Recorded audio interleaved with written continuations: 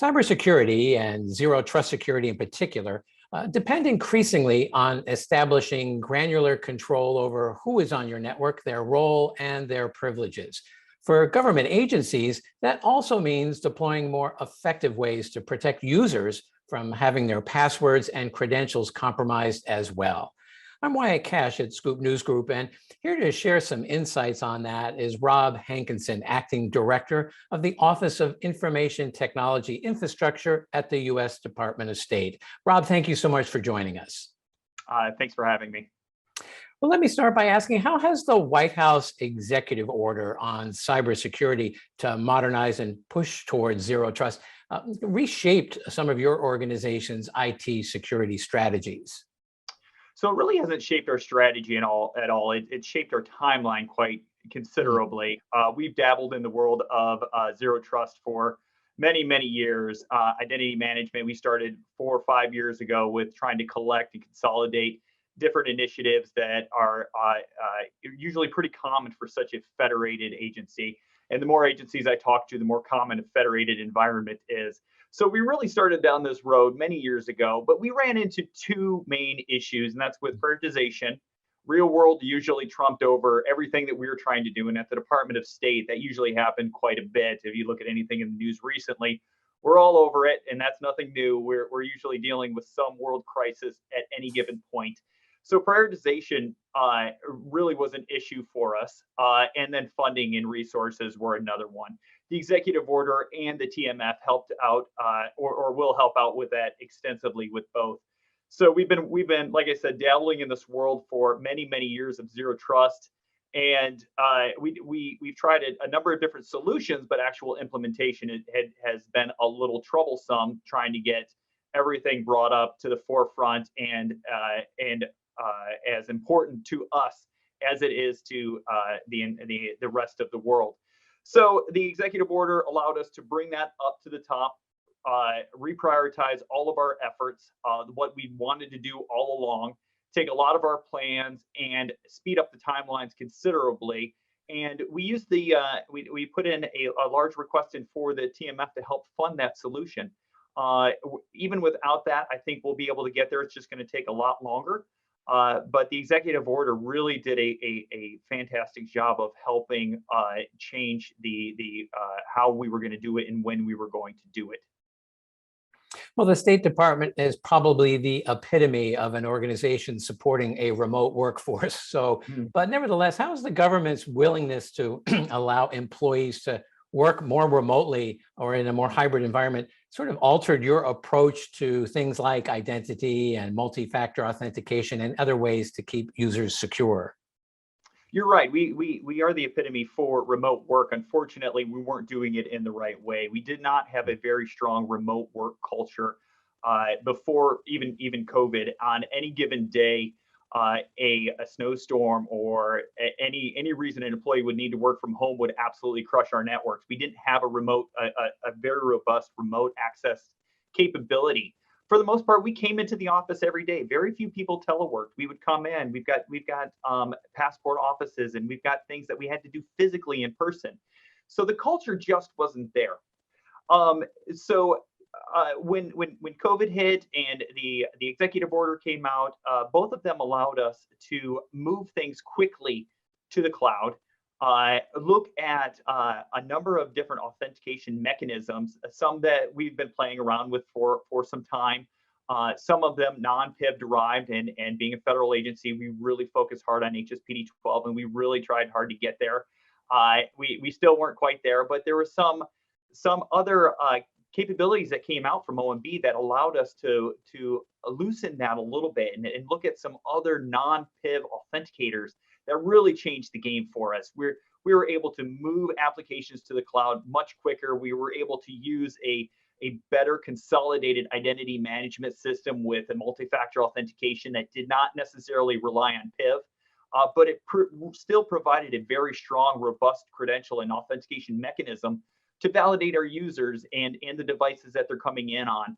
So even though we were doing things differently and we did them quite quickly to get in front of the demand of our user base, I don't think we lessened our security posture in any way. If anything, I think we increased it quite a bit. And we continually look on building on top of that using continuous authentication and other attribute mechanisms to make those more granular determinations of who should be on our network, when they should be on the network, where they should be on the network from, and a number of different questions we want to ask ourselves before we give access to the ultimate data that they're trying to get to. Well, how would you say the State Department is moving towards a more human-centric cybersecurity model? For instance, by helping equip employees to deal with the growing threat of ransomware and phishing attacks? Yeah, that's a real problem for everybody, and it's something that we're really trying to hammer on two fronts. Uh, First is the training aspect of it. We want our users to be able to identify when a spear phishing attack is sitting in front of them, and to be able to not click on that button. It doesn't make sense. I don't know who this person is, or just something seems a little fishy about it. So we're training through annual training, and we're also running different exercises.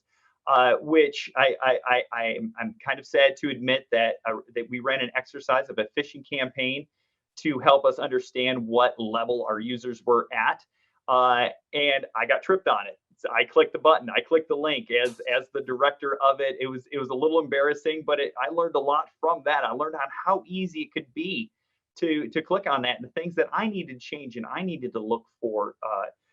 We're also looking at it from the back end as emails coming in to be able to scan that real time, and to see something that's coming in and stop it before it even gets to that user, before they can click on it, keeping our patches up to date, being able to know when something is new in the environment and that we need to watch out for it, using the many different security solution services that are out there to get in front of this.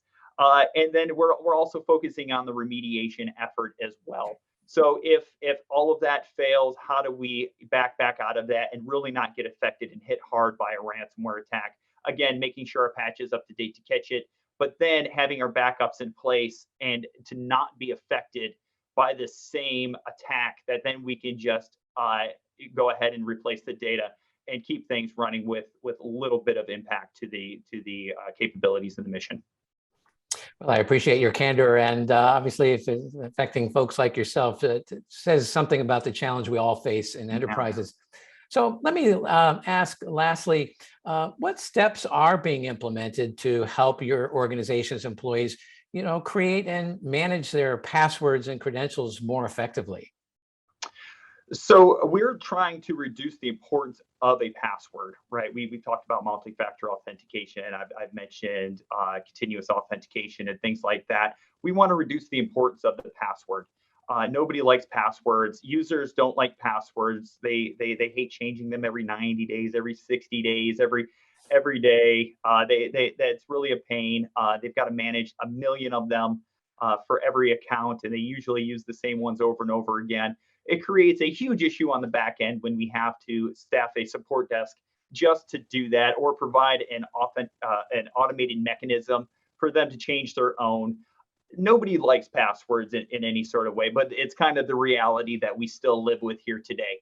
So we're trying to reduce the importance of them. We want to use them as a factor still going forward as much as we have to, or as little as we have to. Provide better single sign-on, better authentication mechanisms that use other factors that the user doesn't even realize that they're giving: their location, their type speed, biometrics, or things like that. And really compiling them on there and using the power of computers to be able to make granular determinations of whether or not that person should have access or not, based on so much more than just a password that gets stolen and scraped and then reused and reapplied in the worst ways. So that's what we're trying to do. We're trying to reduce the importance of them and to be able to help the user out by hopefully one day getting rid of them completely. Well, Rob Hankinson, thank you so much for taking a few minutes to share some of your insights with our audience and really talk about some of the steps that are underway at the State Department to help improve security. Thank you for having me again.